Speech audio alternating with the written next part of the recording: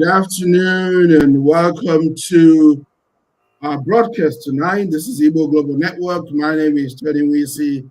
I'm your host for tonight. An extraordinary conversation for you tonight, coming from our studios in Washington, D.C. An extraordinary conversation. Fasten your seatbelt, get ready. You're in for a treat. You're going to receive a lecture in history par excellence. This is a lesson, a history lesson for every Igbo man around the world. I hope you're like me, you woke up to the audio message, the 3 audio messages that Ndigbo woke up to 2 days ago, with Professor Prof Igwe rebuking Ohaneze Ndigbo for their treachery. And tonight I have the privilege of having the professor in the studio with me.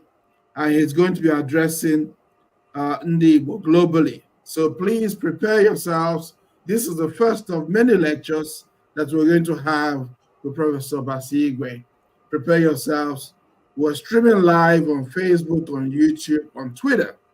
Connect with us, send your questions, send your comments as this broadcast goes on. It's going to be a 1-hour broadcast, right? It's going to go very fast. So fasten your seatbelt. You can call us on +1 202 787-8909. Also in the studio with me tonight is my friend and brother, Bryce Chukwuemeka, who is a legal scholar and an expert in mediation certified by the International Arbitration Association in South Africa. So he's going to be part in this conversation to enliven this debate tonight as we go on. So I hope you heard the audio message that every Igbo man heard and had steam coming out of their ears and nostrils in anger. I hope you're one of those who felt like, let me just go down and visit Ohaneze and give them a piece of my mind, okay? I mean, you'll probably recall that about a month ago, we had done a broadcast confronting Chief Emmanuel Nwanyang of Ohaneze, asking him various questions in that broadcast, such as, why is Mazi Nnamdi Kanu in detention? Why is Sunday Igboho free and Mazi Nnamdi Kanu is not? Why has our brother and our son and a father, Mazi Nnamdi Kanu, a patriot, a true Igbo man, a true Igbo son, Nnamdi Kanu, why is he in detention when others are not? And what is Ohaneze doing to make sure Nnamdi Kanu is released? Why has Ohaneze not demanded for an unconditional and immediate release of Mazi Nnamdi Kanu? What was Ohaneze doing in 1999 when the Nigerian government passed the 1999 Constitution, which is Decree 24, and made that law? What was Ohaneze doing when they did that? How are they representing our interest in the conundrum called Nigeria? These are the questions we put to Emmanuel Nwanyang about a month ago. To be fair, we also gave him a right to reply, a right of reply. We invited Chief Nwanyang to come to our studios from the comfort of his home or his office and answer those questions. So far, he has not honored our invitation. 2 days ago, we woke up to the audio message from Professor Obasi lambasting Ohaneze for their treachery. So just in case you have not heard that audio, I'm going to play a little bit of it for you. It's a 40-minute long audio. I'm just going to play a little bit of it for you, 5-10 minutes, so that you have a taster of the anger that Professor Obasi was exhibiting as a result of the nonsense. I heard him say, "Thank you for telling me this nonsense." Thank you for telling me this nonsense as part of that conversation. And so I'm just going to play a little bit of it for you, but you're going to hear from the man himself. I will be taking notes. I have my pen and paper here with me, and he will address Ndigbo around the world. So whether you're in the United States, in Europe, in Asia, in Nigeria, in Africa, wherever you are in the world, because Ndigbo are the best there is. We are everywhere. We're everywhere. So prepare yourself and enjoy tonight's lecture, pre-lecture from Professor Ohaneze Igwe. This is Igbo Global Network. We are on Facebook on /Igbo Global Network, on YouTube, Igbo Global Network, and on Twitter, Igbo Global Net. And you can connect with us on WhatsApp +1 202 787 8909. With that said, here is the audio. Here is the audio, just 5 minutes of it, and then we're going to invite Professor Ohaneze Igwe to address us. I'm glad, I'm delighted. Indeed, was delighted.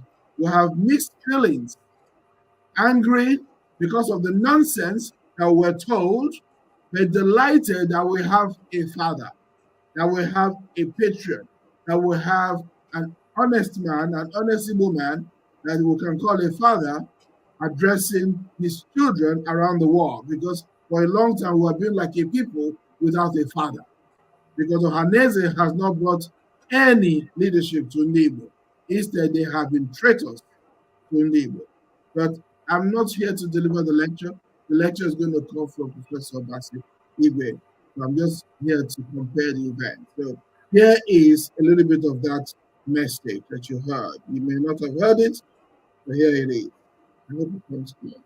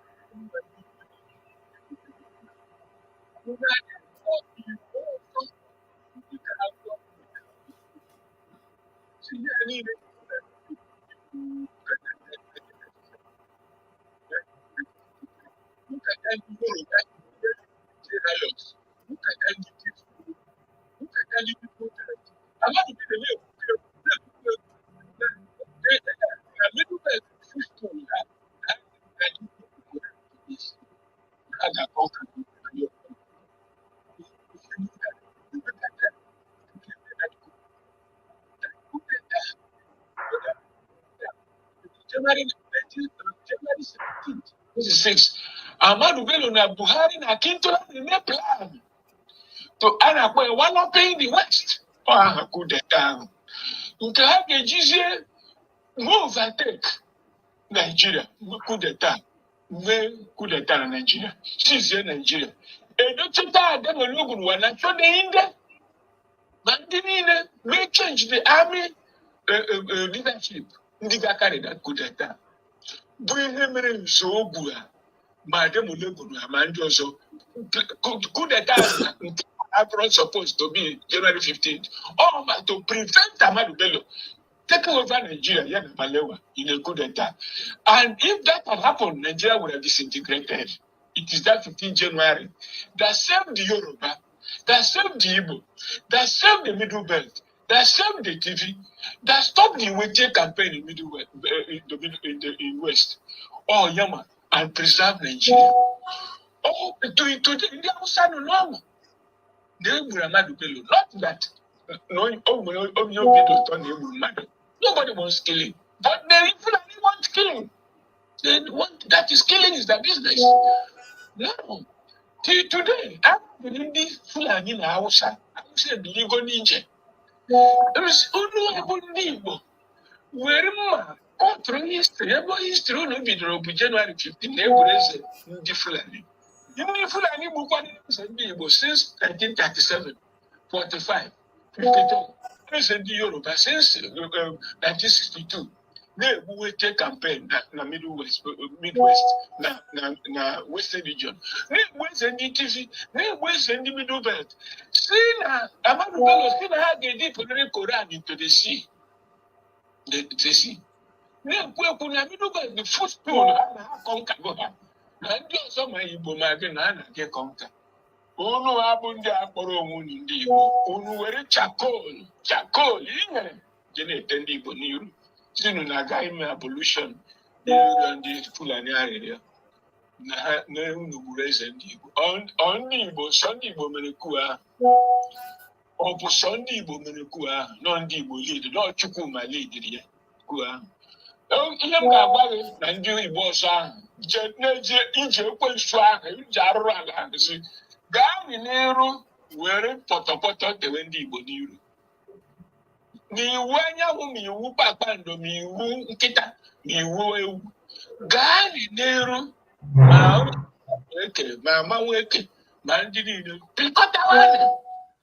Where can you win? Tell me what.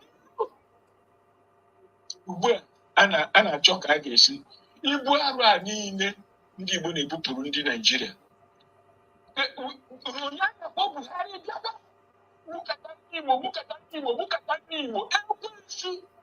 a na-akpọ ambasadọ gịnị ji mee Ohaneze gịnị George Obi ọzọ. Yọkwuru ya yọbata na Ohaneze si na President General. Igbo niile a na-egbu Buhari bukata. Oji were osi na medal were nye 82 Division Commander kene ya ka o si na-egbu ndị Igbo ndị nke ya. O nwere ihe ọzọ ọrụ. Nke a na-akpọ iwu anyanwụ nke ya after ma otokoto niile. The next thing ọ ga-eme bụ ebe ahụ chọọ ka ọ ga-esi chiwa ka arapụ itinye ndị Rivers Igbo ka arapụ isi na o nwere ebe Igbo niile Igbo oke ma ewepụ East Central State. Ọnụ na-aga n'iru na-eme ya. Ndị Fulani a na-ekpokọ Fulani niile nọ n'ụwa Afrịka na-eme mitin na Nigeria. Yoruba na-ekpokọ Yoruba niile nọ n'ụwa ma Kogi ma Akwara si na ha bụ Yoruba gakwuo na Delta Edo.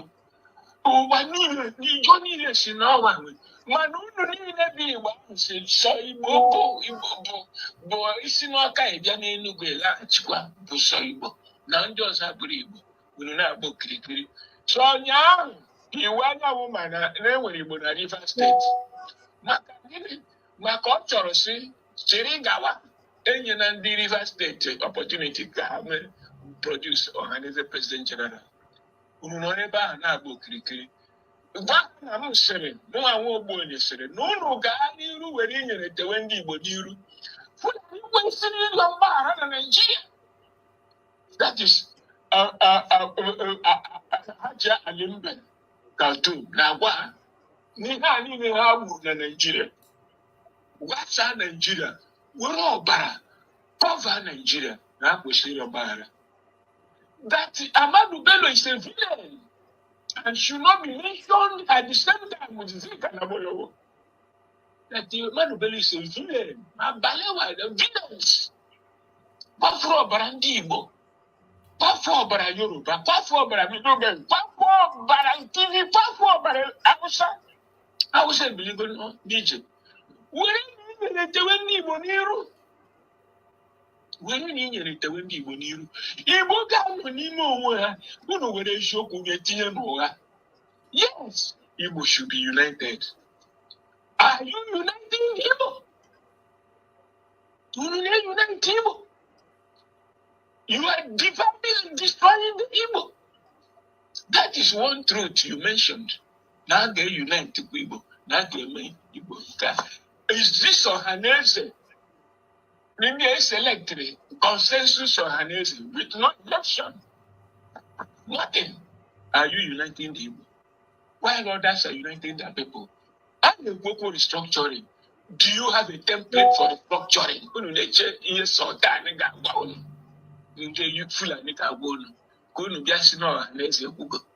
That is what you are waiting for.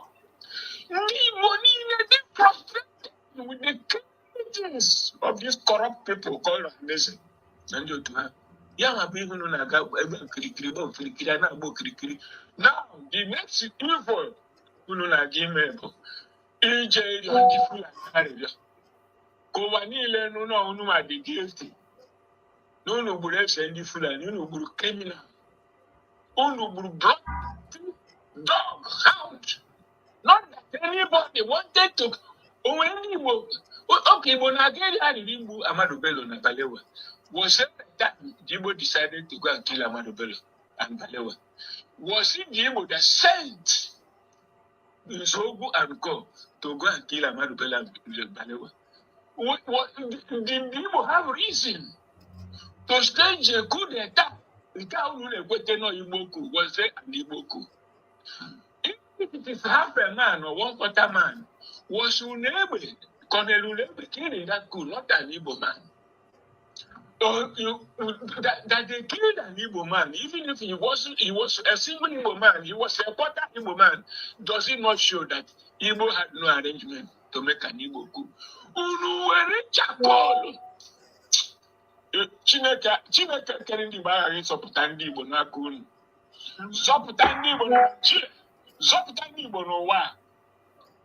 For restructuring Nigeria, ka Nigeria bụrụ ezigbo obodo onye ọbụla ga-develop mma. Do you have a template for restructuring? You Igbo going round, unu na-arịọ ndị Fulani arịrị. This Fulani kill Igbo. Was it Ahmadu Bello? The killing of Ahmadu Bello that caused the Fulani to be killed means in the 82 division. Fulani 82 division. Ono Katosino, name with a war. The ESN, the go war, insurgency. Okay,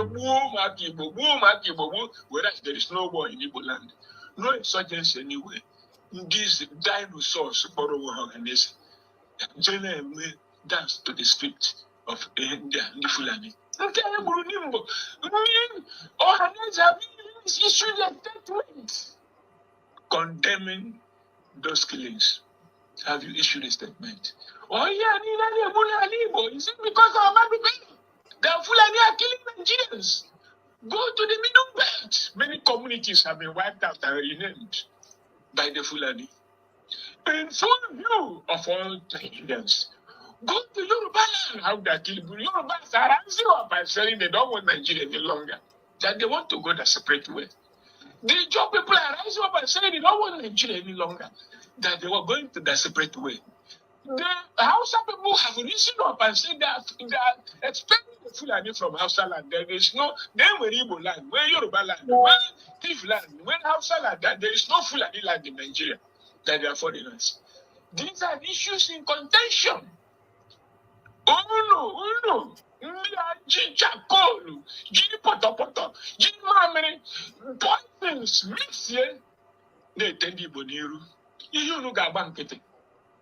If you don't go, if you know even know, I see Igbo Gachiwa Nigeria. Because Igbo man will come with the energy and wisdom of Igbo people to rebuild this country and make it good for everybody. They don't want it. But the Igbo Gachiwa Nigeria are not dependent on this stupidity and nonsense happening with people called Ohaneze. Which is why we are giving support to the rival of Ohaneze. Mothers and killers, genocide, millions of your people. Granted, killing Ahmadu Bello is not a decision of the Igbo people or Balewa, Makintola. Granted, nobody says anybody should be killed. But what about the millions these people killed about your own people? Have you made a pollution? Millions, men, women, children, dispowered, buried alive. Buhari and they are still killing today. Unknown government introducing new land. Many families are missing their children. All are crying in vain. There are still people, nobody happened, they are being in jail. Lewa fali wenji na Abuja nwere human. Igbo keji here. Onwedi hu no mere. Ụwa niile na condemn. Si na nwere ihe Nnamdi Kanu mere Sarah prayer. Unu abu this dinosaurs kpọrọ bụ Ohaneze. Unu si no Kanu ga join for his unconditional release. You say you are going to observe the trial, the proceedings. To know what to observe. In Honowa.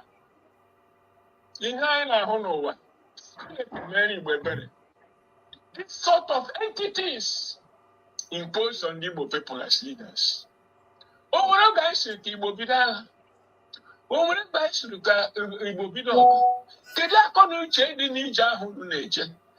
you know that those things will be written into history, that the Igbo have accepted responsibility for the crimes committed by the Fulani throughout Nigeria, that the Igbo have accepted responsibility for the crimes committed against the Igbo. Since 1937, Fulani approximately estimated 60 million people in Nigeria, in this place called Nigeria, since 1803. Now, the Igbo and a mea culpa, no opposition the guilty on behalf of other Igbo people. Woe unto them that are saying that, and in that journey they have entered, God will punish all of them individually and collectively. Will punish them. Zeke will never be happy with them. Okpara will never be happy with them. Maporis will never be happy with them. Osadibe will never be happy with them. Chebe will never be happy with them. Amabibi Serem will never be happy with them. Janta will never be happy with them. Ibiam will never be happy with them. You will in the Tendi Buniru. Ndị Nigeria, when I take ndị Yoruba inyere n'iru, ite tisi inyere n'iru, ite mmadụ niile inyere, middle belt inyere, ite Hausa inyere n'iru, na ngagharị arụrụ ala. A na-eji oil field na-epusued ndị ọzọ ime ihe. Ndị Igbo akpọrọ onwe ha Igbo isi. An extraordinary 20,000 naira tinyere ha n'envelope, they sell the Igbo Nation. An extraordinary conversation, heart-wrenching for every Igbo man, even the Yorubas and the Tiv, as Professor said. But now, you get to hear from the man himself. Ndigbo, my people, I give to you Professor Obasi Igwe. Ndewo 9, please address Ndigbo around the world on this show of shame and anything else you wish to tell us. Ndewo, sir. Ndewo, onye nsọpụrụ Tony Nwisi na ọkaikpe ọkaiwu ana-ekwe na ndị Igbo niile nọ n'ofesi na America na Europe na Asia na Australia na Africa niile dị iche iche na ndị Igbo niile nọkwala Nigeria na ala Igbo. Ana m ekele unu na-asị ka ọ dịrị unu mma maka adịghị ekwe ka akpọta ndị dị ka anyị kwuo okwu. Ma onyonyo niile nọ na Nigeria ma ndị na-ede akwụkwọ nta akụkọ adịghị ekwe kpọbata ndị dị ka anyị kwuo. Ihe unu na-eche na m kwuru bụ ihe ọhụrụ wee nye unu bụ ka m si ekwu mgbe m na-akụzi nkụzi na mahadum dị na Nsụka, na mahadum dị na Zaria, na mahadum dị na Kaduna a na-akpọ Defense Academy. N'ebe niile m na-akụzi nkụzi, ebe niile m na-eje, mgbe m bụ onye a na-akpọ National Coordinator Igbo Civil Society Coalition, otu a ka m na-ekwu. Ọ bụrụ ihe ọhụrụ unu makwa na okwu m kwuru nke unu gere ntị ugbu a bụ okwu mkpasu iwe abịara ka ịkpasuo m wee na-agwa m ihe ọzọ a chọrọ ime ka ndị Igbo ga-esi megide onwe ha. Na-ekele unu ọkpụkpọ ọnụ kpọrọ m. Mkpasu iwe ahụ ewerego m ya dote n'ụsọ, were oge a na-ekele eze aha eji eje mba Emmanuel Iwu Anyanwụ, na-asịrị nsọpụrụ dịrị gị ebe ọbụla iwu. Ndị Igbo niile ma Obi nke Ọnịsha, ndị okenye niile ndị Igbo, ana m ekele unu maka onye kene okenye ọ bụrụkwa okenye, mụ aghọrụkwa okenye dodiri nke m, mana ana m abịa ebe ahụ na-asị unu o nwere okwu ọ ga-abụ ma ekwuru mmadụ ama tete n'ụra. Unu tete n'ụra ka anyị soro rapụrụ ụmụaka Igbo ezigbo ihe ha ga-ejiga ije, maka anyị ga-emekata ụbọchị ọbụla nke na-abịa anọgo nso n'ụbọchị a ga-akpọrọ anyị wee laa eluigwe. Ihe a ga-asị anyị ọ bụ na anyị erebe ụmụaka anyị ka ha bi na Dubai na Amerịka n'ebe ahụ. Ha ga-ebi ebe ahụ ma ha nwere obodo nke aka ha nke a na-akpọ ala Igbo. Na-asị unu okwu e kwuru bụ ka onye ọbụla mụta ihe. Ka emezie ala Igbo ka ọ dịrị anyị mma dịka ndị ọzọ na-emezi ndị nke ha. Mụnwa na onwe m iwe ahụ kpasuru m ewepụgo m iwe. Maka nna na-ewepụ iwe, nna nna na-ewepụ iwe, nna nna nna na-ewepụ iwe, iwerekwu eziokwu. Mkpuchi Igbo, ihe a m na-ekwu n'Igbo aga m asụ n'oyibo. Maka ama m na o nwere ihe ndị Igbo na-eme asị emezina onye nọrọ ebe ọ nọ. O were okwu ebe ahụ, okwu oyibo na-akụziri nwa ya. Ime ka ndị ọzọ mụta ihe a abụrụ na nna ha ma onye ha gwara ha. Ndị ahụ na-adị asụsụ Igbo, aga m asụ okwu oyibo site ugbu a. Ma ọ bụrụ ndị a m sụgide Igbo a wee n'isi mma tinye bọtị maọbụ andị maka m sụọ oyibo ka ndị Igbo na-adị anụ okwu Igbo wee nụrụ. So I'm appealing to all Igbo people all over the world and thanking you for this opportunity. The press hardly invites people like me to speak, all right? Because we say what many people don't like to hear. But if heard and taken into consideration, we make the society better. I take this opportunity to thank my president, His Excellency Bola Ahmed Tinubu, who has stopped the unknown gunmen organized in Igbo land against Igbo people. He has stopped it. We've seen an improvement in security because of Tinubu's action. We are appealing to him to go the whole hog. There are still remnants left. From time to time, they go and kill innocent people, boys and girls, and saying they were non-gunmen. They only arrest the Yoruba, arrest people in the northwest, not Yoruba, sorry, Boko Haram, terrorists, put them into the army. And then the people they kill are the Igbo, they never arrest them. So to show, to prove that they were actually unknown gunmen or terrorists. That's what we are saying. So I thank my president, Ahmed Tinubu. I thank my friend, my senior friend, Professor Akintoye. And I'm telling our Yoruba brothers and sisters that without the type of pressure being mounted by Professor Akintoye, Nigeria will not even think of restructuring. So I thank my good friend and senior friend, Emeritus Professor Akintoye. I use this opportunity to thank Justice Faloye, my very excellent friend and our leader in the Ash Foundation. And I thank all the Afenifere chieftains who are standing for the right of everybody to live in peace in Nigeria. I take this opportunity to remember Chief Obafemi Awolowo, who shook my hand in October 1977. And I experienced that vibration and carrying along that vision of a better Nigeria on equal terms. I remember my good friend Yinka Odumake. I don't like his death, and I still suspect foul play in his death and the death of Obadiah Melafia of the Middle Belt. But we cannot all continue to cry. And I'm appealing to all Nigerians to come together. Let us rebuild the country. I'm telling my Igbo brethren in particular that there is no value in life than freedom.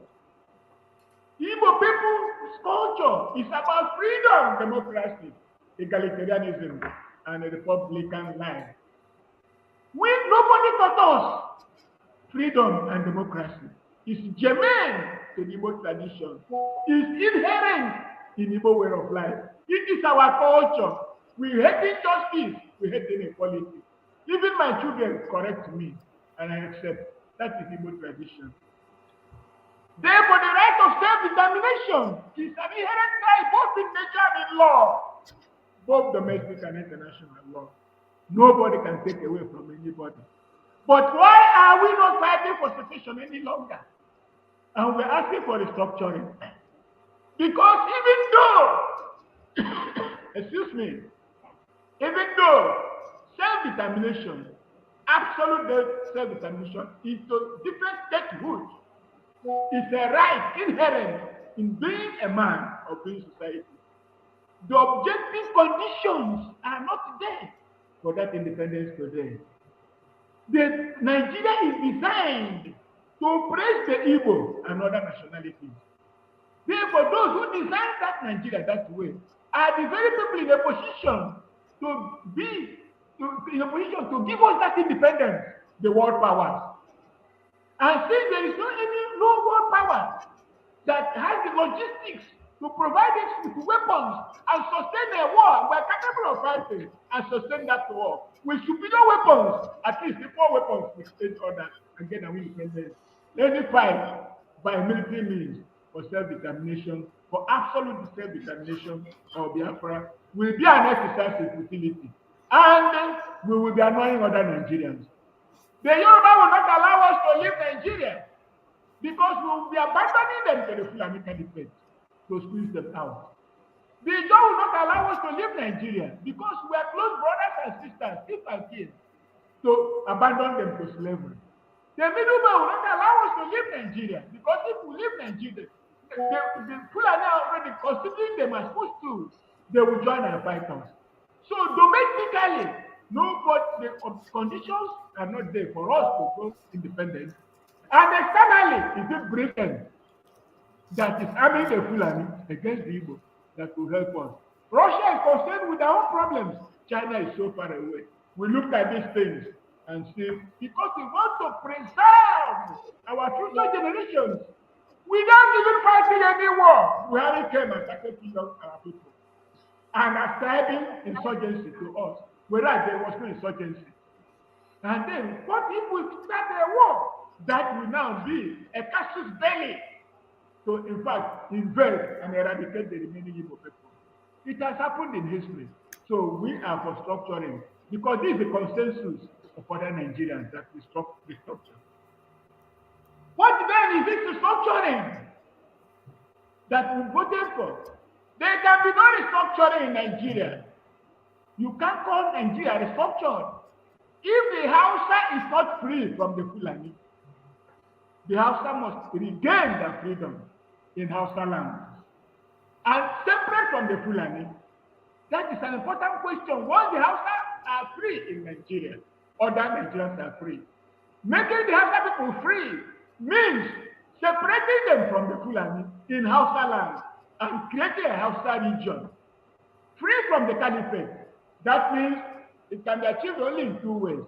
Either creating a small portion of Hausa land and calling them Fulani land, because Fulani don't have a territory. Or for the Hausa to change 180 degrees and absorb Fulani into Hausa land and call it Hausa land. Because right now, the 6 geopolitical zones is purposefully created to destroy the Hausa, the Igbo and Yoruba and other ethnic nationalities. Because when an appointment is to be made, say, bring us somebody from Northwest, they go and appoint the Fulani, leaving the Hausa. Bring us somebody from North Central, they go and pick a Fulani, leaving the Hausa. Bring us somebody from North East, they go and pick a Fulani, leaving the Hausa. So a situation, restructuring, must stop this inherent injustice. So that is the benefit of restructuring for the Hausa. The benefit of restructuring for the Middle Belt is for the Middle Belt to take their destiny to their own hands and not be a footstool for the Fulani. The Fulani the Caliphate has no right to label anybody their footstools. So restructuring in Nigeria will restore the North civilization, the Kwararaka Federation, into their own statehood and independence within one Nigeria. Then restructuring, there is no restructuring if you don't take back, rejoin the Kwara Yoruba to the main Yoruba and the Kun Yoruba in Kogi State to the Kun Yoruba and reunite them. If there was an agreement between Afonja and the other person, Afonja and Alimi, that the Yoruba are conquered, that is between those two people. It's no more. This is we went under British rule, and now in Nigeria, the Yoruba should rejoin themselves as free people within one Nigeria. That is the object of restructuring in Nigeria. There is no restructuring for the Igbo man if the economic blockade mounted against the Igbo since 1967 is not lifted, which has impoverished the Igbo man, separated the Igbo into species, and denied Igbo the coastal ports of Bonopobo and Port Harcourt. We cannot have a seaports of the Igbo, by the Igbo, owned by the Igbo, and then innocent cannot export from those ports. Instead, some people will organize one day and say they want to create another port from Oguta and Onisha, 250 miles to the sea coast. When they are Igbo ports, 20 kilometers to the coast, through Igbocha to Bani, and another one through Azumini to Bobo. And they are doing this type of mago. So restructuring will restore the Igbo nation to their coastal ports, and they start exporting, and we join other Nigerians in benefiting from the incoming African Free Trade Association agreement that is going to prosper Nigeria and Africa. There is no structuring. The structuring is meaningless for the job person. If you don't unite the job people, separated into various states, provided uniting the job will take care of the discontinuities along the Atlantic seacoast, to make sure that the Benin people resume their ownership of the Ogoton seaport, Gelegele seaport, to enable them export. That the Shekiri maintain the cocoa and Warri and export. That the Robo maintain Sapele and export and import. That the Igbo maintain Boni, Opobo and Port Harcourt and export and import.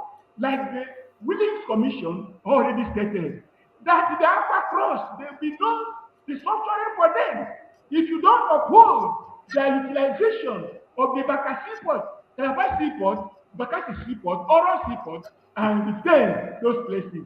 There is no reason, meaning to restructuring. Then when Nigeria restructures, you will see a new pole of development in the eastern region. This new pole of development will have a spillover effect to the middle belt and down to Maiduguri. Now, the best way to develop Nigeria is through the east.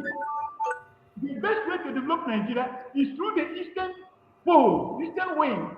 A new pole of development in the east is the easiest way to develop middle belt, the TV, the middle belt, this part of north central and part down to the northeast. Lagos is only capable of developing the western wing up down to Sokoto.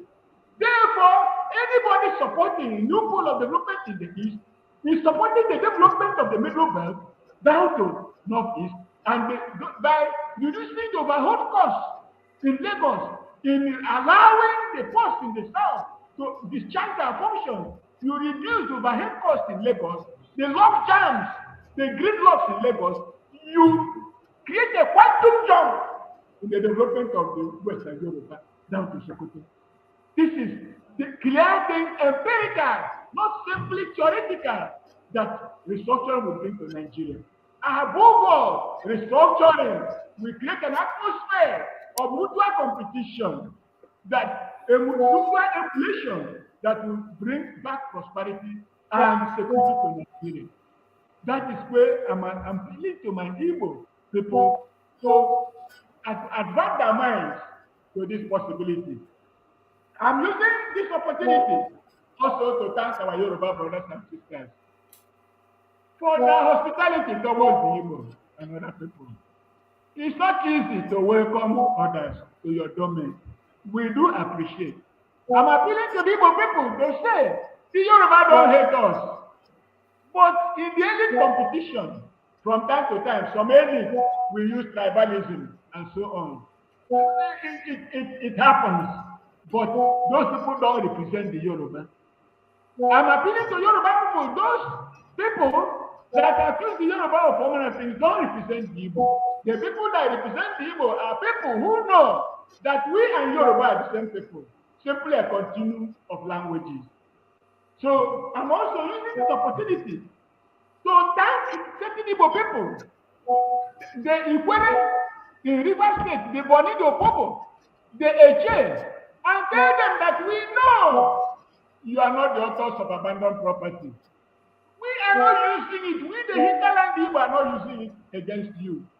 That abandoned property is a consequence of a dead action intended to divide the Igbo. That they succeeded in doing so physically, but now spiritually, the Igbo are still the same. The Ikwere people, Ikwere leaders, Amapi Sirim, Obiwale, Obidike Watanodi, Emma Justin P. They all oppose abandoned property. No true Ikwere person supported abandoned property. I'm telling the rest of Igbo people to know this and stop accusing the Ikwere people. By that accusation and allegation, you make nonsense of yourself because that is not true. The Ikwere were the target of abandoned property to disorganize them, to separate them from other Ikwere and indigenous Ikwere, and to rewrite their history to the fact that they were from Benin, when they don't even know the road to Benin. The Ikwere people have suffered, the Che people suffered. Boni kings, Calabari kings, Opobo kings that supported Biafra were either killed or sent into exile. They suffered for the cost of Igbo people. So we should stop blaming the Ikwere or Opobo, Bono, or Eche, and so on, because they are there as our bulwark. I'm also telling the Ikwere people now, the Eche people, the Boni, and the Opobo people, that it was through you that the hinterland Igbo got the Union Igbo script. Through you that Amekaraya places and Ele and also Ishoko, that the Igbo people hinterland got the Union Igbo Bible.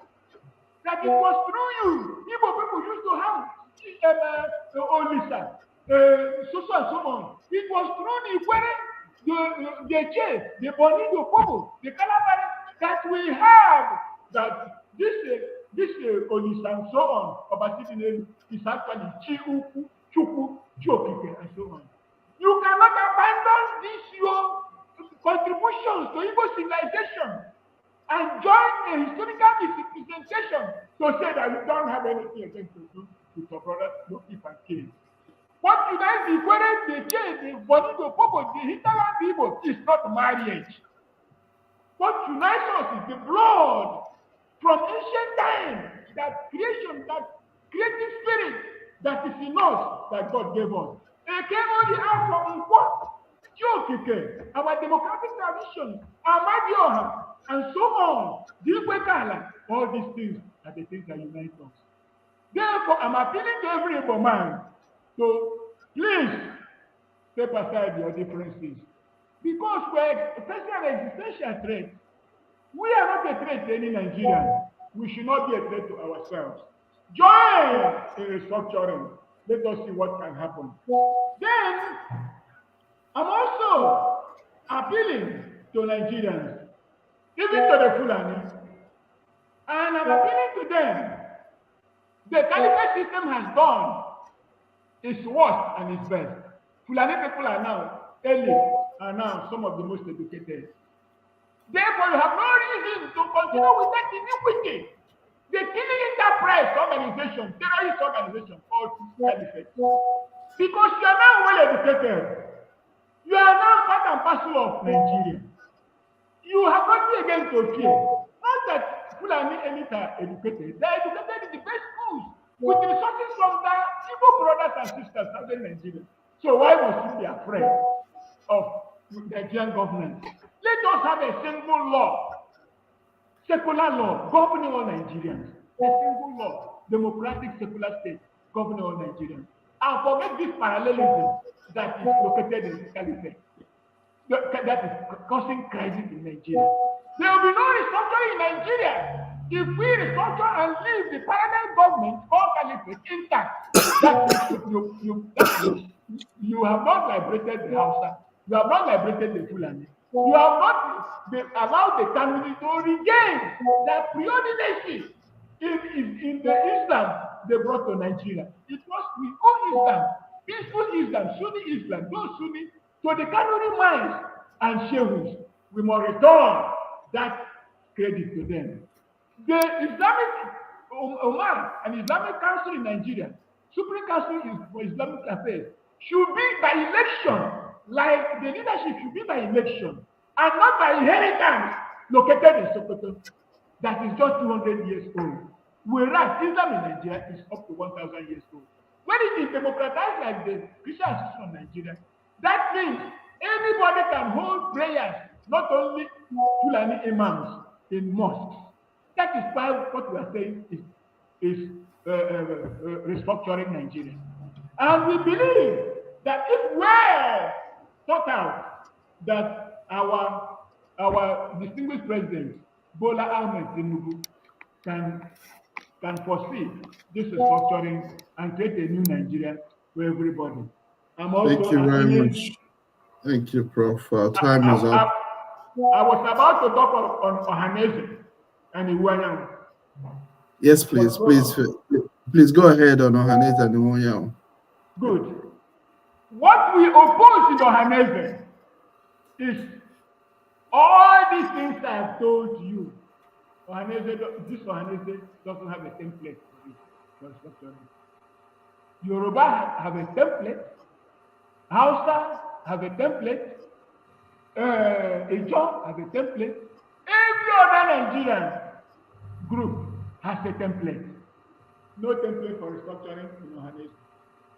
They are just regurgitating geopolitical zones, which is designed to landlock the Igbo, to pronounce Igbo landlocked and surrounded by enemies.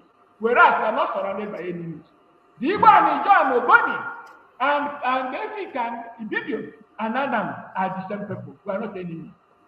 And but the designers of these geopolitical zones are telling Igbo, go now, be industrialized. How can the Igbo be industrialized within 6 geopolitical zones? Expelled from Lagos by Yoruba extremists, not every Yoruba, only few Yoruba say Igbo should go. And then return home only to manufacture and produce and go back to Lagos to export. That is the wuru happening in Nigeria. Igbo must return back and use their force. That is what is not doing this. The next Ohaneze president should come from Rivers State. We are appealing to our distinguished chief, who I respect, who I love, but I don't like his policies. I've made that clear. But I respect him as an individual. I was part of the team, including last supporting and campaigning for him to be president. Hoping that if he is president, at least he will use the most to develop Nigeria, which shows love and respect for him.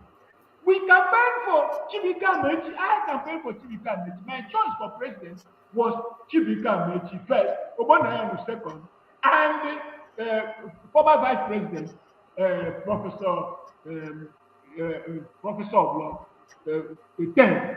But when Tinubu emerged, he accepted it and said Tinubu can do the same thing if well organized. So I'm appealing to my man. Don't make a mistake of denying the Rivers State the presidency of Ohaneze from January 2025. Don't change the constitution of Ohaneze. Retain what remains of your integrity. Be a statesman.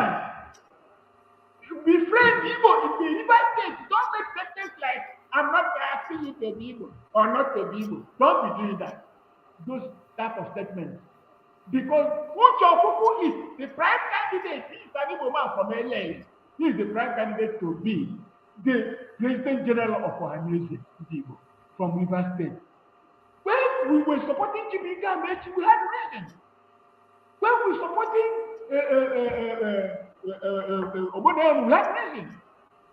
Because through this support, we want to build a coalition of unity and love among the Igbo. From unity and love among the Igbo to unity and love among Nigerians. I'm appealing to Nigerians that the Igbo are not going anywhere. The Igbo have decided to be part of one Nigeria on equal and egalitarian terms. The reconciliation has been completed. But one man called Buhari, hearing that an Igbo man will be president after Shagari, went in the 9th of October of December 31st, 1983, and removed Buhari, removed Shagari, put him in a presidential palace, and took Ekwueme and put him in prison, thinking he would die there, just to abort the possibility of Igbo being president. Therefore, reconciliation has been achieved in Nigeria. But Buhari and the caliphate and people like himself don't want that reconciliation, because crisis is what they rejoice in. Therefore, I'm appealing to all Nigerians, let us unite. Igbo have no private agenda about secession. Release Nnamdi Kanu unconditionally. Without Nnamdi Kanu, there will be no people agitating for restructuring. People would not have known what is happening in Nigeria. Let him go back to his second country, Britain, or stay in Nigeria. And I'm appealing to our distinguished president, our beloved President Ahmed Tinubu, with all respect, release the man. Don't bear the burden, the guilt of Buhari. It's not of any use. Yes, Nnamdi Kanu made certain statements during NSAS. It was like January 15th. No Igbo man told him to make such statements. I remember our beloved Tinubu, President Tinubu, that you are no more a politician. You are now a statesman and a president and father to all. Release that young man. And continue to make sure that nothing again like unknown gunmen exists in the east of the country. I'm using this opportunity again to thank everybody. And I'm asking Iwana and other Igbo elders, listen to Igbo civil society people, Igbo journalists, Igbo abroad, Igbo intellectuals and teachers. Nobody is the repository of all knowledge. The Igbo person is a man of peace everywhere he goes. Because a businessman needs peace to prosper. This chaos in Nigeria must stop. This killing. People in the middle belt should be made to go back to their ancestral homes and expel those itinerant Fulani that have been allowed to conquer them and expel them. They must return to their ancestral homes. All these people in Limbo and the Hamuku settling there by force should be expelled, and the indigenous resettled there. There should be a stop to the Sharia law being implemented used against the Hausa people. Amputations, fattings, and so on, which have not been applied to the Fulani, but always applied to the Hausa. The Kanuri should resume their primacy in the preordination of Islam in Nigeria, and not be waiting for Sokoto to declare the new rule before a Kanuri man. Such a great fighting force will abide by the laws of Islam. Igbo is for peace, and I thank every Igbo man, everywhere you are, that this little summary is what we are fighting for now, restructuring. We thank you for all the support. We thank you for all the love. But we are trying to create a place where you can come back to and say, this is your home. Stay very peacefully and go back to pursue your ordinary lives. Thank you very much. Thank you, Prof. Thank you, Prof. You did not disappoint at all. You touched on so many topics. To the audience around the world, you're watching Igbo Global Network, and you've been listening to Professor Obasi Igwe addressing principally Ndigbo. In addition to that, as you can see, he is true a Nigerian. He has also addressed the Yoruba people, the Hausa people, and the Fulani people, and touched on so many issues. So you can connect with us on Facebook, on Twitter, and YouTube, and you can call us on +1 202 787-8909. This is the beginning of many conversations. So this is the first point of it. So we're going to come back to you again, I'm sure, within a week or 2 weeks or 3 weeks, depending on the professor's schedule. And we're going to continue this conversation. It's going to be a robust conversation. I'm glad he also mentioned his good friend, Professor Akintoye, who was our guest just last week. So I'm sure with the permission of and the approval of Barrister, hopefully we will bring the two together so that we can have a really enlightening conversation for all Nigerians. But for now, we have some questions for you, Prof. My own question, and I'm going to, maybe I should let my good friend Barrister, maybe you should go first, and I'll come back. But Convener, you can go first. Any side is fine. But I'm just, I drank from Prof, and I'm very, very happy. I drank a lot from Prof. Prof, thank you very much. Dalo. Thank you. Prof, Dalo. Dalo. But if you say that I should go, let me just take this one, Prof. You said something that touched me. You said that the journalists in Nigeria can never give opportunity for people like you to speak or to air your view. Can hardly, not all journalists. Can hardly, hardly. Not can never. Yes. The newspapers, the TV stations. Yes. They don't usually bring this type of opinions. Exactly. What I want to know is that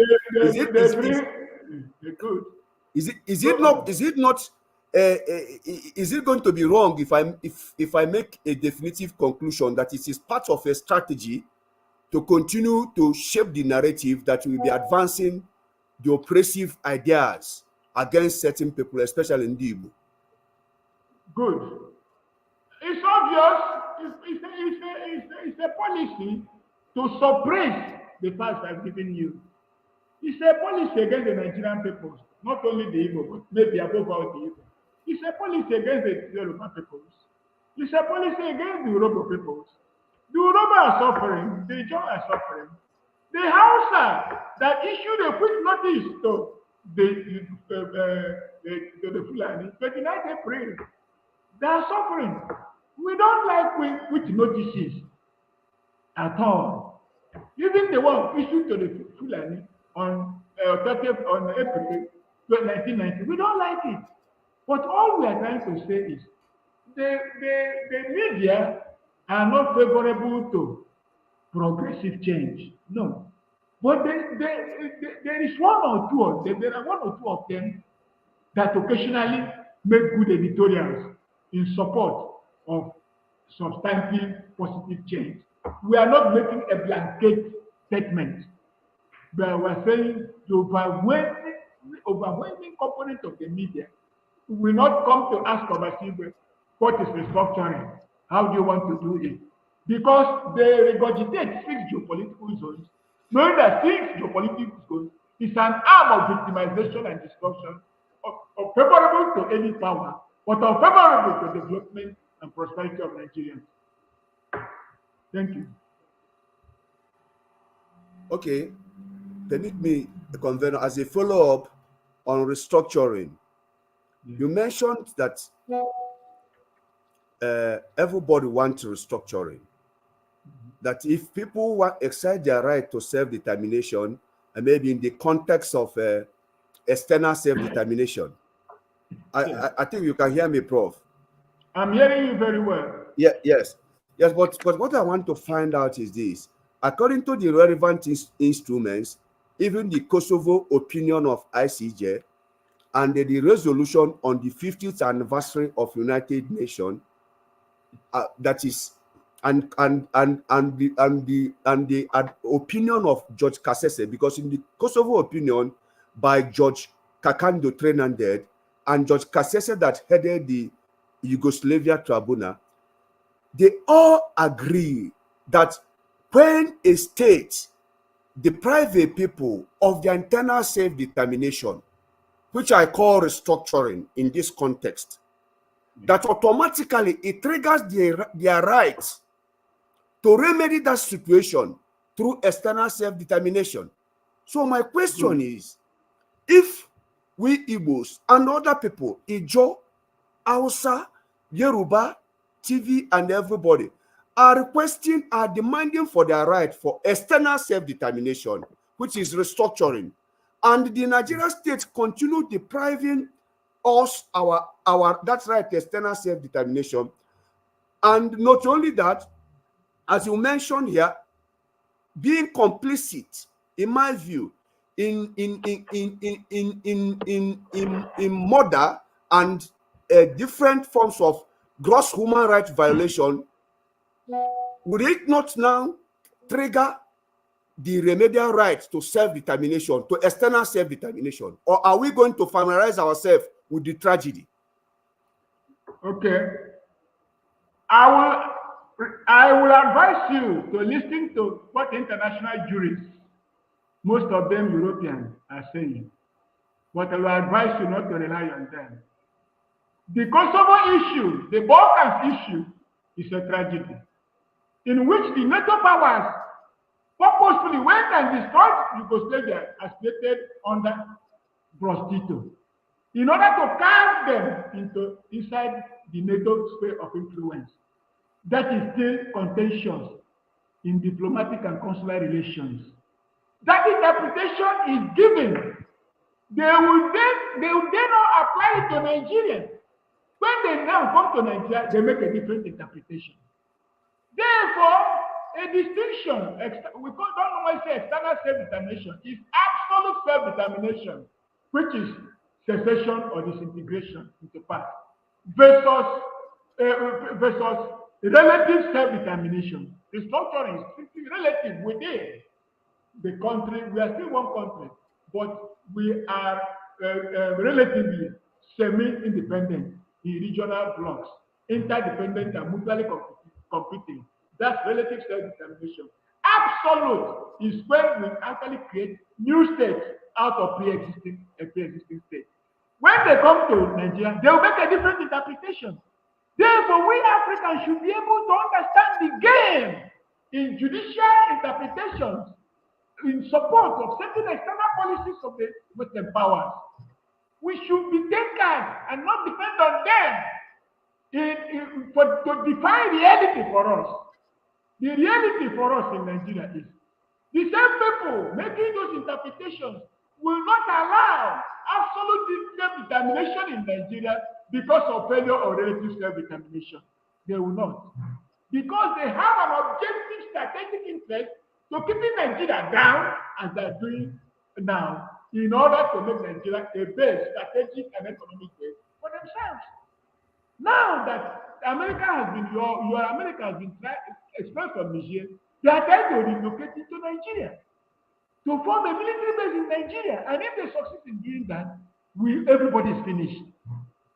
Because we cannot be independent and return to slavery. And that is what they are going to do. So the principles of law are supposed to be of general application as a principle. But when they come to Africa, it becomes something else. The application becomes tentative and somewhat casual.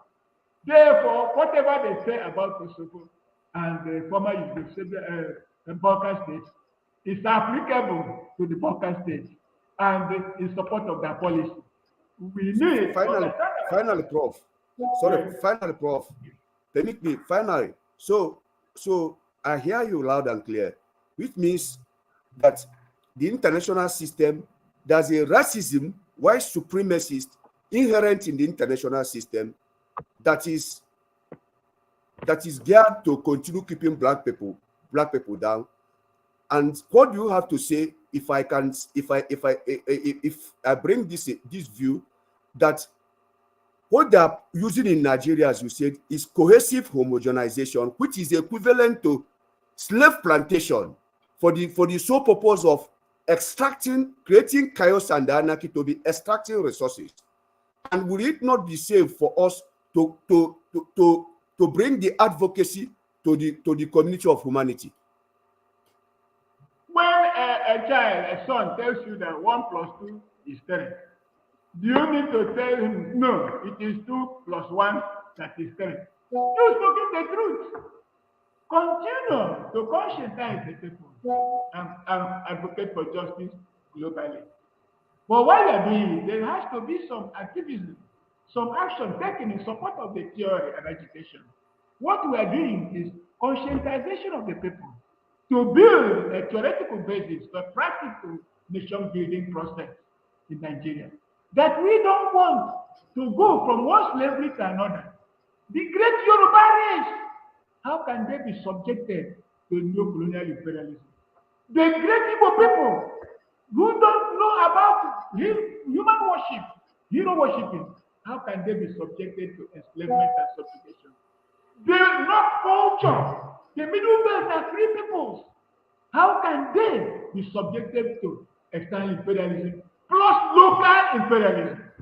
This is why we say Nigeria is capable of building an African power, like Vic proposed years ago, that can be a prize to the black race, that can challenge any other world power, that the Igbo can be a factor, a significant factor. We are not saying we will be the only factor, that the Igbo can be a significant factor in the conversion of this potential power in Nigeria into actual power for the world to see.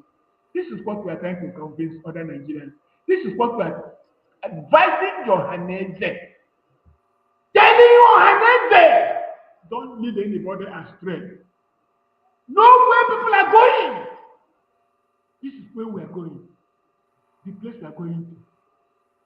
And the theory must lead the way for the practice to follow. You must be politically sound in order to be practically concrete. That's what we are telling Ohaneze. An average Yoruba person, an average Ijaw person, an average Tibi person, an average Jukun person, an average Hausa person, an average Fulani cattle rearer carries a history on their palms. But every more intellectual, professional, doctor, lawyer, architect, professor, and so on knows nothing about Igbo history or pays a casual attention to it. Because history is a destroyer and builder of peoples. That is why it's the greatest science that exists.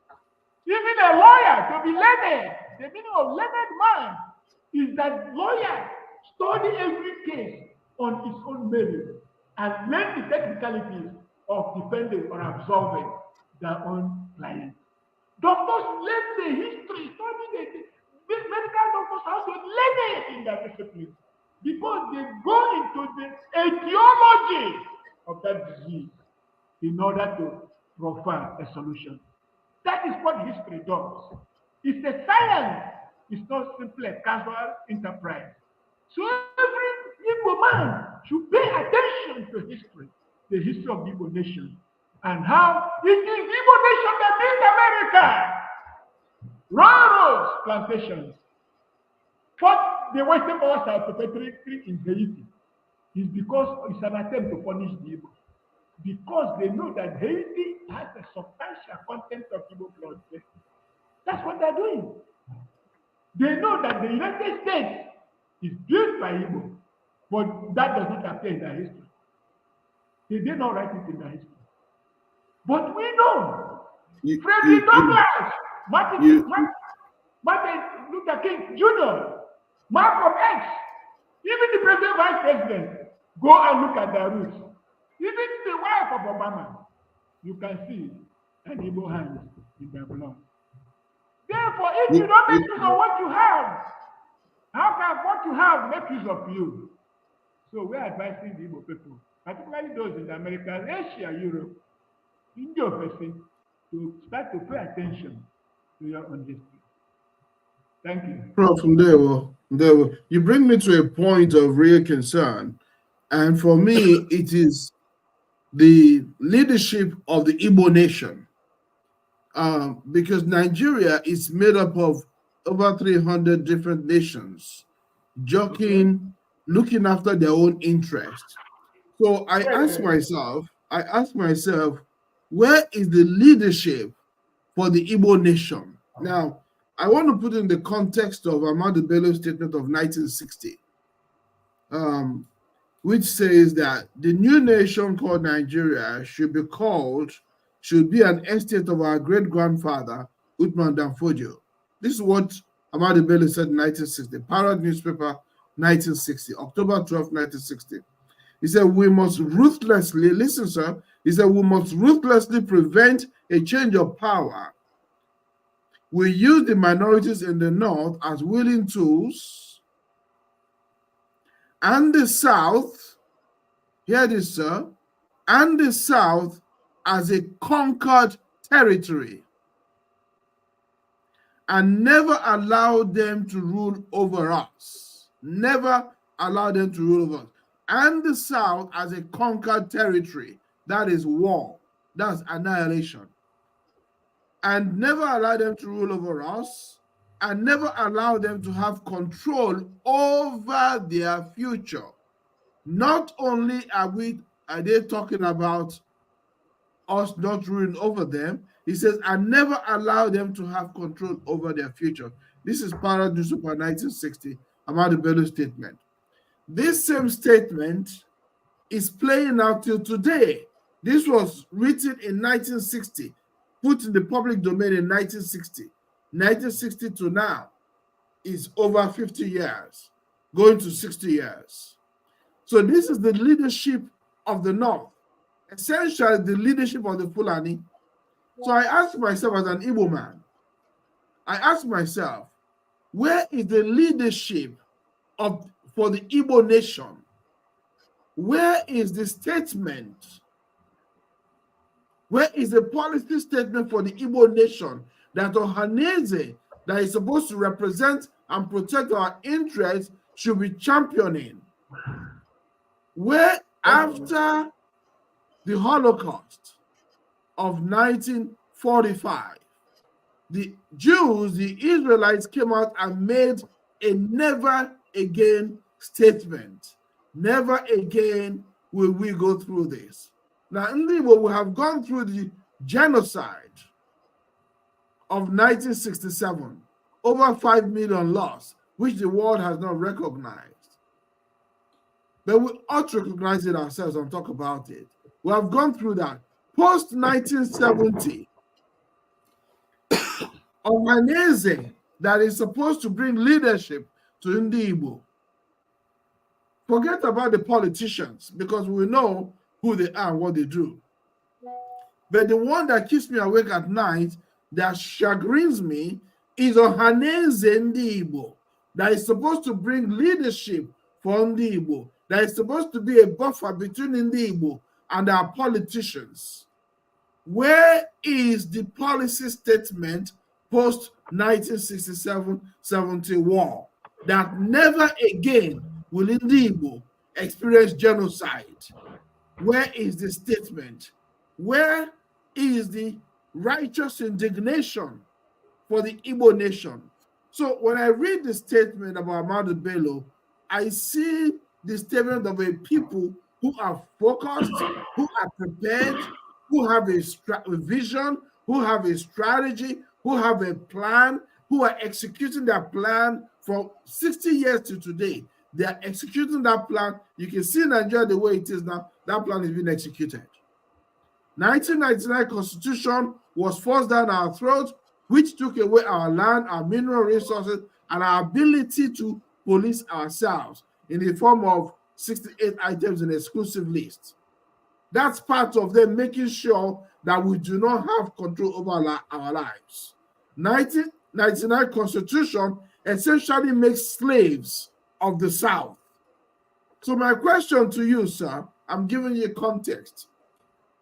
My question to you is, in the light of this statement, which was made in 1960, which we all know about, and Ohaneze is supposed to be the leader, they're supposed to be the leading organization representing the interests of Ndigbo. My question to you, sir, where is the leadership of Ohaneze in protecting the life and property of the Igbo man in the contraption called Nigeria? And if Ohaneze is not providing that leadership, what is the solution? What are we doing, and what are the elders doing to ensure the safety of life and property of the Igbo man? Because we're getting sick and tired of hearing the stories of war and killings of our people and betrayal. So where is the leadership of Ohaneze? And if Ohaneze is not providing that leadership, what should we be doing? Where is the blueprint for the safety of life and property of the Igbo nation? We are called Igbo Global Network. Our focus is Igbo first, Igbo interest first. Protect, defend Igbo nation, Igbo interest first. Because we know there are many nations in Nigeria, and each nation is defending themselves. We can see the leadership of Afeni Ferry. We heard Padeban just say once, when the Yoruba were making a protest, he told Buhari, he said, they are our sons, don't touch them. They are our sons, don't touch them. That's what Padeban just said. Your good friend, Professor Kintoye, has come forward to state that the Yorubas are living like slaves in Nigeria and they're not having any of it. And that they have a right to self-determination and nobody can stop it. We can see the leadership of the Fulani people in the form of the Caliphate, in the form of Ahmadu Bello's statement of 1960. So my question is, surrounded by enemies, surrounded by competition, the Southwest, where is the leadership for the Igbo nation that is protecting the interests of the Igbo people first, foremost, and only before you start talking about anybody else? Because Igbo just see, where is the leadership for the Igbo nation protecting the life and property of the Igbo people, which Ohaneze is supposed to do it? And if they're not doing it, what are we going to do, sir, to ensure the safety and the safety of life and property of the Igbo nation, first and foremost? Okay, thank you very much, beloved one. Number one, the Igbo are not surrounded by enemies on one side. That is the theory that is woven in Nigeria. Otherwise, I tell you, every other ethnic nationality is also surrounded by enemies on all sides. Tell me one ethnic group in Nigeria that is not surrounded by enemies on all sides. That is what we are expected to be. Each one surrounded by enemy on all sides. That is why Nigerians have not united to destroy caliphatism and injustice. Igbo, Ibibio, Efik, Anan, Ogoni, Ejon, Igala, even a Dodato Benin, sometimes including Yoruba, are one people. Igbo count Otu, Abo, Acho, Ano, Ise. The Efik, they count the same that is Otu, Eba, Abo, Ato, Eta, Enan, Ano, Ise, Jeke, Bo, Iri, and so on. We call bottle, they call bottle, Ekbeme. We call Owa, word Owa, they call Owa, Owa. And we are the same people. But it is the object of policy, it's an object, a policy to divide us, because there is no Ijoman, particularly in Central Delta, that has no Igbo blood. Jonathan comes from a village, an Igbo village called Otuaka, which they now have remained Otuoki, that is meaningless.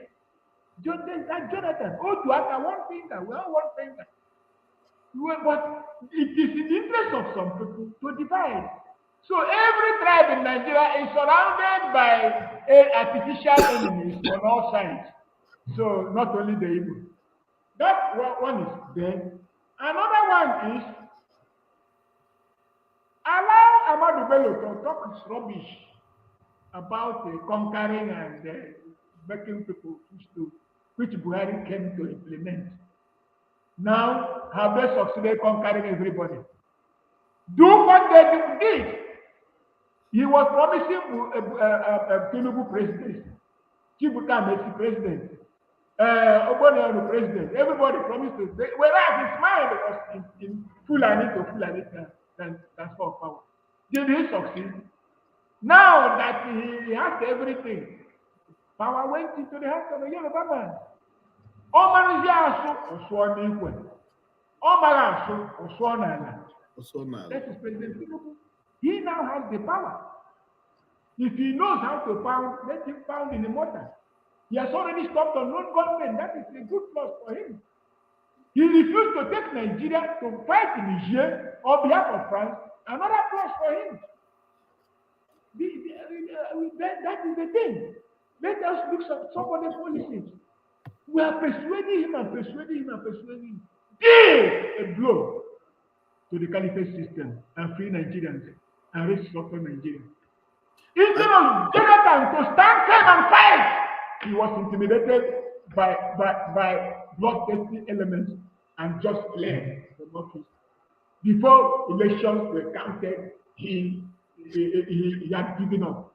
That time is gone. The restructuring now we are asking for, there will be appropriate political units based on nationalities. The small nationalities in quote, because I don't consider anyone small. The small nationalities in quote in the middle belt will be organized in groupings of states. The large ones like Igbo, Yoruba, Hausa will be homogeneous nationalities united as one blocks or regions or states. The small ones will be in groupings united in such a way that none is in a position to determine the other. In the end, we will have between, if we want to have two regions, it will be from middle belt to the south and then the north, the other north. If we want to have three regions, it will be south, middle belt, north. If we want to have four regions, it will be south, north, two middle belts. We want to have 6 regions the same way. We've developed a template for restructuring Nigeria such that there will be 5 coastal states and 5 riparian states. So that Nigeria will begin to enjoy the fruits of her internal waters, drains that lead together down to the coast, and benefit from her territorial waters. Join together with the internal waters and deliver a country that is firm and maritime. I see that you have very good intentions for Nigeria. And you have a great template for Nigeria. But that's a template that the Igbo man has. But that is not necessarily the template that our enemies have. That is not, in my mind, the outlook of the Fulani man, for instance. This may well work within the Yoruba and in the Hausa, but the Fulani and their sponsors, their foreign sponsors, essentially NATO, they are the ones sponsoring the Fulani people with Hanine Haneme. They have an agenda to conquer the South, to subdue the South. They have an agenda to enslave us, excuse me, to enslave the South. So my question to you, when I talk about the leadership for the Igbo nation, is looking things with clear eyes and calling things what they are. We know those who love us and we know those who hate us. Where is the leadership of the Igbo nation in preparation for safety? They said those who want peace must prepare for war, because there is no peace without war. We're not advocating for war, but they say charity begins from home, begins at home. And if a man cannot take care of his home, take care of his backyard, protect his wife and children, what is he going to negotiation with outside? I am saying, sir, and this is the concern we have, especially those of us in diaspora, and a lot of our friends at home. We can see the leadership of the Yoruba Party. Deban said, don't touch them. They are our children. And Buhari listened. The Fulani, the Caliphate to speak, they said they not and said. Ndigbo, the Igbo Nation, Ohaneze has not come out publicly to demand the unconditional and immediate release of Mazi Nnamdi Kanu by rallying the Igbo Nation. Ohaneze has not done that. Ohaneze has not. Ohaneze was fast asleep when our enemies, or at best or at worst, colluding with our enemies to put in place 1999 Constitution, which is a decree. These are two principal things Igbo Global Network has against Ohaneze and the leadership of the Igbo Nation. Our elders, our leaders must answer those questions. Why have our elders not demanded the unconditional release of Mazi Nnamdi Kanu, who has done nothing wrong? Number one. Number two, 1999 Constitution stole our resources and stole our ability to police ourselves under our very nose. And Ohaneze, that is supposed to bring leadership to the Igbo Nation, did absolutely nothing about that. So what is the relevance of Ohaneze? I will answer. Thank you, sir. I will answer.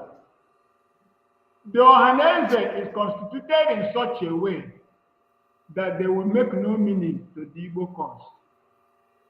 Igbo cause in restructuring, Igbo cause in development.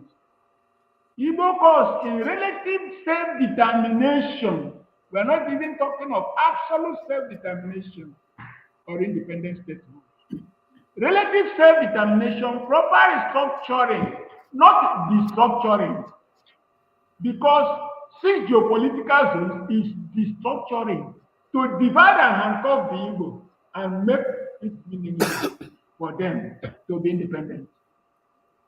It must be restructuring to regain access to the Igbo coastal ports, because there is supposed to be a reconciliation.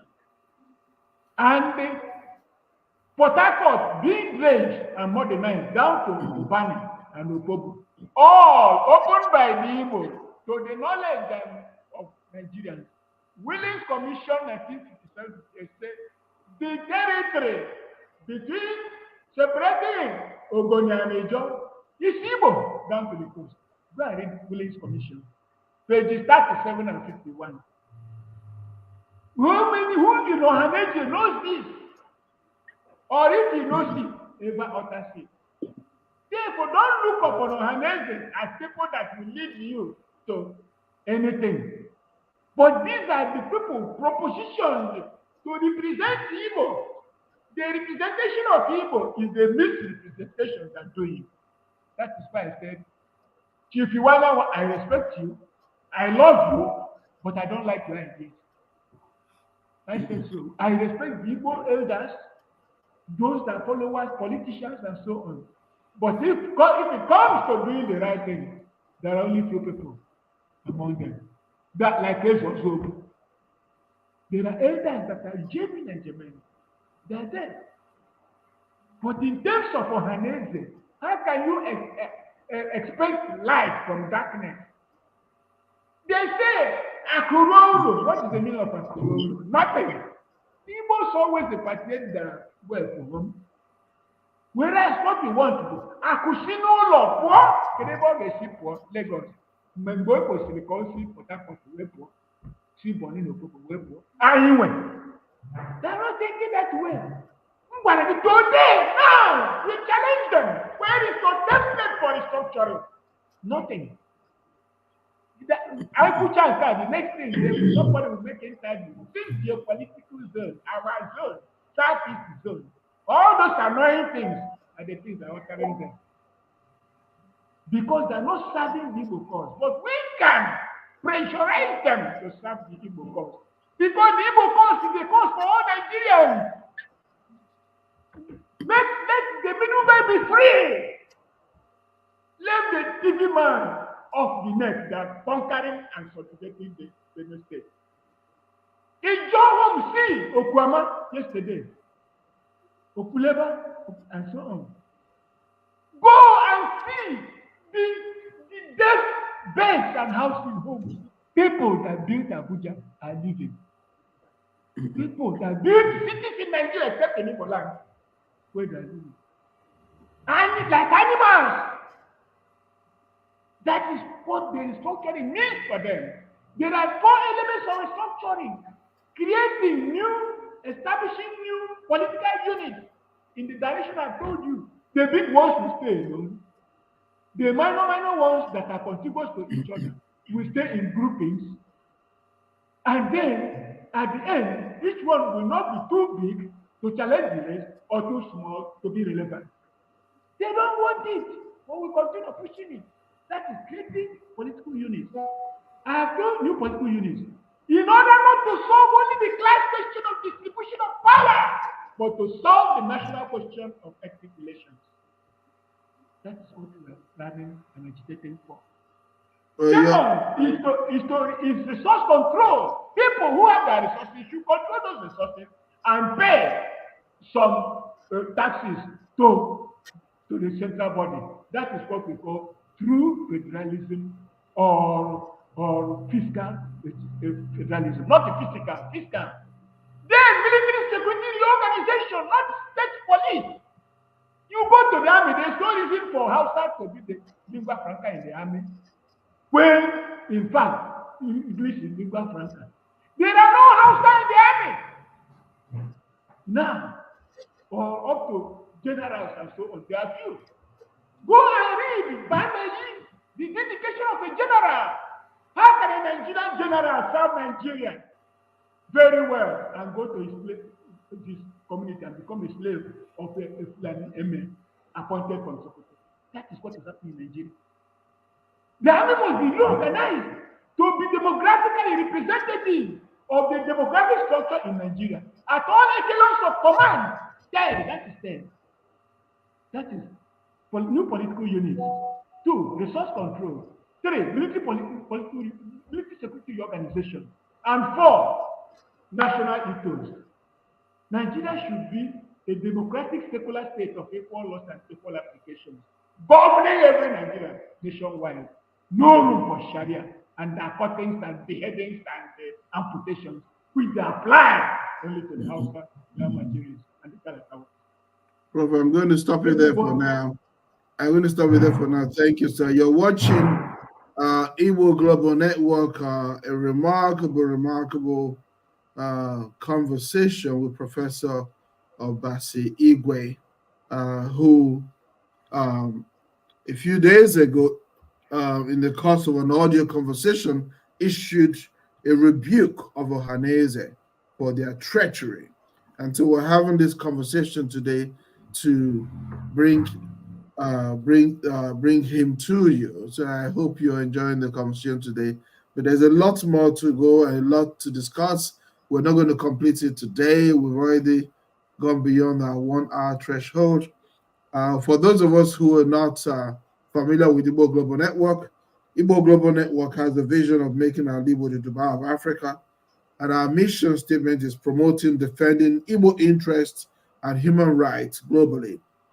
Our value statement is human rights, freedom, rule of law, and our strategy is to hold politicians and Ohaneze accountable, because they are people who are representing us. The politicians are supposed to be elected to represent us, therefore they have a duty, whether or not we elected them or somebody else put them in place. They have a duty to protect our interest of life and property. And Ohaneze, they appointed themselves. They appointed themselves through the governors, through the politicians, etc. And they're supposed to look after the interests of our people. And just like you've heard today from Professor Igwe, you cannot rely on Ohaneze when you're talking about protecting Igbo interests. It often amazes me that after a genocide, the genocide of 1967-70, there is no vision or statement, overarching statement for the Igbo nation, which Ohaneze has put in place for generations following. Just like the Jews had a statement and developed a strategy and a plan for generations to come after the Holocaust. And what they did is go into an alliance with the United States. And that's why today, Americans will tell you that the alliance with Israel is unbreakable and unshakable. They went into an eternal alliance with the United States to make sure the nation of Israel never experiences the Holocaust again. That's the function of their never again statement. Ahmadu Bello in 1960 made this statement stating that Nigeria will be an inheritance of their great-grandfather Uthman Danfodio. They will make sure that we don't rule over them and that we have no control over our lives. Not only did they make this statement, they formed alliance with foreign powers to ensure that. And the 1914 amalgamation, which forced us into this marriage, this evil marriage.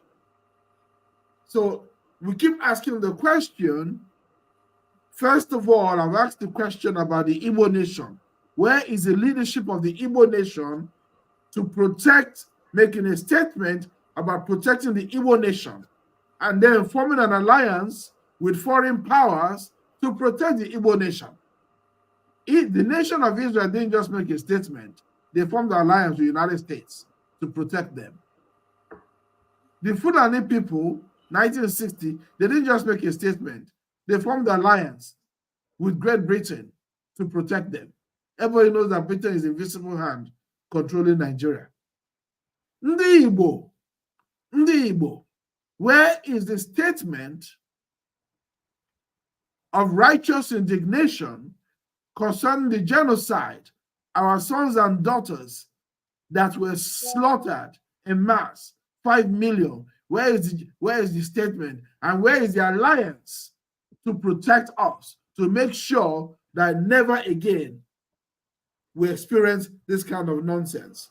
So this is what we're discussing today with Professor Obasi Igwe and many things. As we come to the end of this conversation, I'm going to ask Barrister Igwe to make his final remarks or ask his last question as we bring this conversation to an end, and then give Professor the opportunity to also give closing remarks. But for now, I'm going to go to my brother and colleague, Barrister Igwe, if he has a final question, and then his closing remarks as we end this conversation tonight. Barrister Igwe, over to you, sir. Yes. Thank you once more, my erudite professor. Thank you. Thank you very much. Thank you very much. I will say that I thank Chukwu Okike Abiyama for this privilege to come and listen to you. So you've said a lot and you covered a lot. You touched all the different aspects, all the different interconnected strategies of oppression against Ndigbo. And I can see that you are very, very strong on the remedy of restructuring, which in my own view, I describe as internal self-determination. Yes. Relative self-determination. Yes. Or internal, yes. Internal. So, yeah. So, but one thing I want to touch is to leave this remark before we finish this our session today, is that you said something that is very, very vital to me about Ohaneze. So, and it reminds me of one thing. It reminds me of the role of the Bantustan states during the apartheid system in South Africa, where some people were propped up by the system to use them to project the optics that those people are the leaders of the oppressed people, whereas they are there to be they are there with what Steve Biko described here as a compliance consciousness. So is it not safe for me to say that in my closing remark now that what we have in Igbo land is a vacuum of leadership, but still we have some thought leaders who may not be organized, like people like yourself, and I can say we are people like yourself, and I can see some encouraging steps from the new leadership of ADF and a lot of other leaders. But is it not safe for me to say that Ohaneze is just a vessel of the dominant alien group, the Fulani group, of the dominant challenge group whom they are using to propel their interest in Igbo land, while masking it as the Igbos being Igbos not taking care of themselves. Okay, thank you. I will, before answering that question, like to address the United States and Britain, the issue. I'm too small to address such great powers. But as a human being, in my humble position, I will tell Great Britain that the Igbo people love them. We have nothing against them. We were in good relations. We accepted Christianity and in good relations before Hewitt started contesting with the judges. When Britain started to look at us as rebellious and so on. Without being rebellious, Britain could not have transited from absolute monarchy into constitutional monarchy and parliamentary system. There has to be a tint of rebellion against injustice for people to take the law. Therefore, Britain should accept us as the main bulwark against terrorism inside Britain and in other places of British interest. Then Britain should know we are friends, that we love them, and stop castigating or profiling the Igbo people as inherently anti-British. We are not. The same with the United States of America. Is ipso facto part of Igbo land. Therefore, the US should know that democracy is a value, that there is a place that has a replica in original form called Igbo society. Therefore, we have nothing against America except our complaint that American policy should not always be channeled through Britain, that America should have a policy directly concerning the Igbo society. So that is what I want to tell America and Britain, that they are our friends. But somebody talked of NATO. We are not a state. We are only a community, an ethnic nationality within a supranational state. Therefore, we have no way to be in opposition to world powers. This is why we are appealing to them to please allow us to live and exist peacefully with other people in Nigeria and elsewhere. Then I come to this Ohaneze issue. Unity abroad will have a spillover effect on unity within and vice versa. The Igbo abroad of whatever state, from all the contiguous states of Igbo indigeneity in Nigeria, from our Igbo in Alpha Cross, Igbo in Bayelsa, Igbo in Cross River, Igbo in Rivers, Igbo in Edo State, Igbo in Takibaki and so on, Igbo in Delta State, Igbo in Benue State, Igbo in Kogi State, Igbo everywhere should unite themselves as a strong. That is why the Jews were able to recreate a Jewish nation and then be able to be a strong power today. Ideologically, I don't like the Jews killing Palestinians or Palestinians killing the Jews. But that is beyond my radius of activity. But at least the Jewish nation or the Israeli nation, they are having it. People should unite abroad. That was what the Zionists did. That was what Theodore did before they compelled the Balfour Declaration as part of British policy. It is not Igbo within that will have the capacity to create a synergy between the Igbo and America and the Igbo and Britain. There are various Fulani think tanks in Britain and America and everywhere, Europe and so on. Because they have that knowledge of what they want and their history. Question, do Igbo abroad also do so? People should be intact and impenetrable. As you see that some of us here, there is no money you give me that will change me. Because I was like this in my youth. I'm like this in my later age. because of a conviction that justice is good for everybody, for me, for others, and so on and so forth.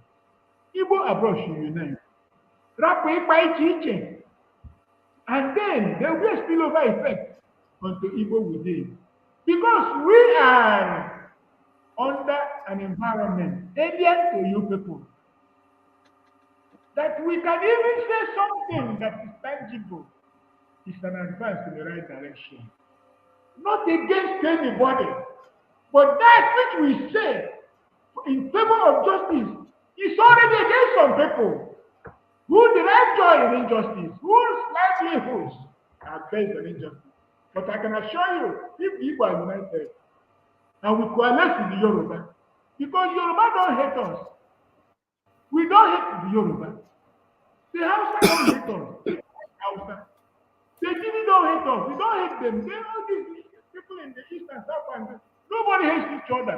But it's in the interest of some people to evolve a concept of hatred in order to divide and rule. We should be able to overcome that bridge, that gulf between us and others, and build a synergy, a coalition that can get us into proper restructuring. When we get into proper restructuring, we say politics is out of the possible. We see how it looks like. When we now have resource control, when we now have solved the national question and the class question, when we now have military security organization, so that you won't come anywhere and a soldier will train his gun, and shoot Igbo boys and accuse them of what thing. Place a meaningless weapon beside them and see, these are the terrorists. They will shoot them in a battle between gallant forces and the ESN terrorists.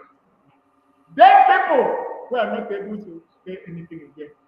Then when they go to Boko Haram, oh, these are the repented Boko Haram. They are now in the army. They are repented. That's ridiculous, isn't it? We're going to leave it there for today. Thank you so very much. Nigeria for all is what we're nothing. Nigeria for all.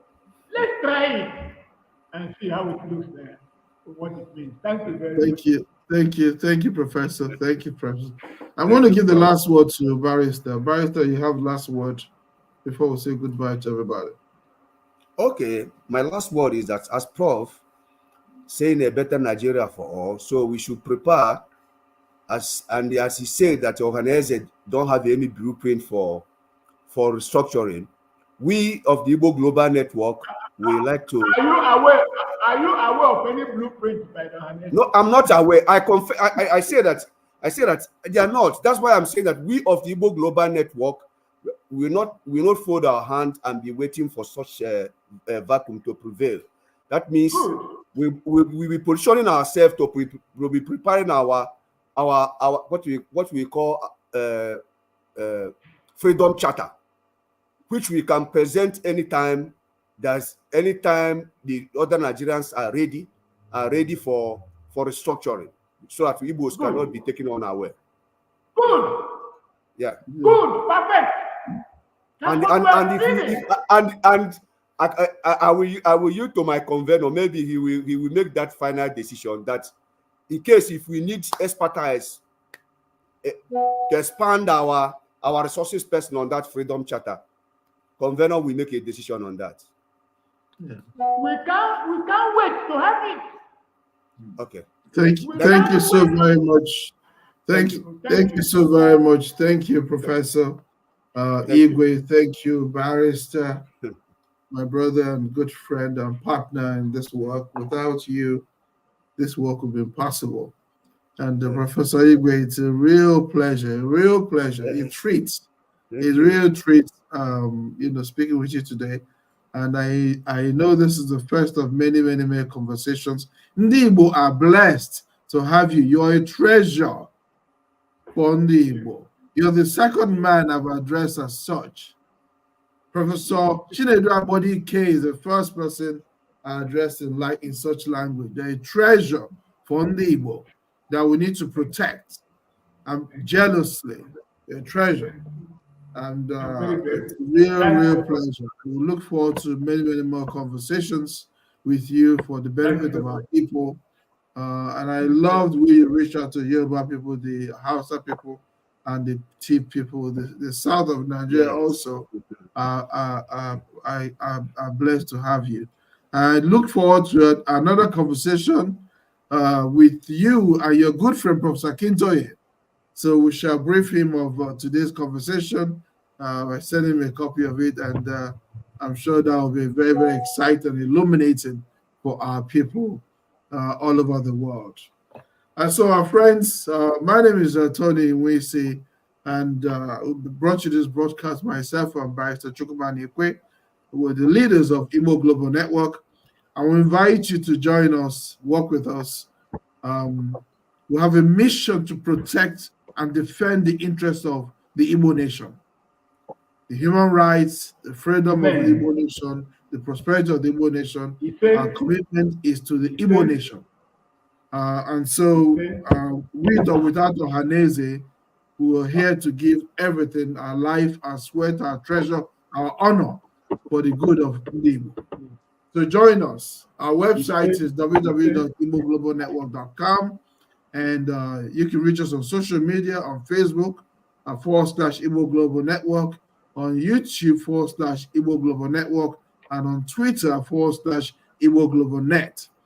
Our WhatsApp number is +1202 787 8909. And until we come your way again next time, it's a real pleasure having you. And I hope you have enjoyed the treat of listening to Professor Obasi Igwe today and Barrister Igwe.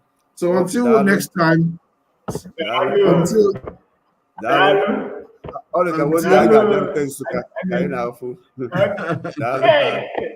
until next time, Sunday next week. Okay.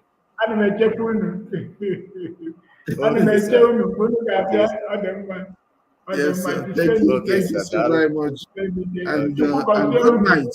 Thank you. And good night from Igbo Global Network. Thank you so very much.